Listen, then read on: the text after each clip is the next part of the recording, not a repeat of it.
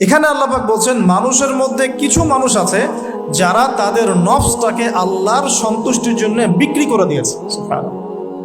মানে তাদের জীবনের মূল থিমটাই হচ্ছে আল্লাহ পাকের সন্তুষ্টি অর্জন করা।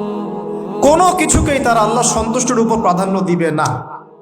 যদি কোটি টাকার অফার আসে হারাম, সে সেটা রিজেক্ট করবে, আল্লাহ নারাজ হবে। একটা সুন্দরী মেয়ে যদি জেনার অফার করে, সে রিজেক্ট করবে, কারণ সে আল্লাহকে ভয় করে। সে আল্লাহ পাকের জমিনের উপরে গায়রুল্লাহ বা কুফফারদের তাগুতদের কোনো লজ ইমপ্লিমেন্ট করতে পারবে না, কারণ সে আল্লাহকে ভয় করে। সে ইকোনমিক লাইফে হালাল হারামের পরোয়া করে চলবে, কারণ সে আল্লাহকে ভয় করে।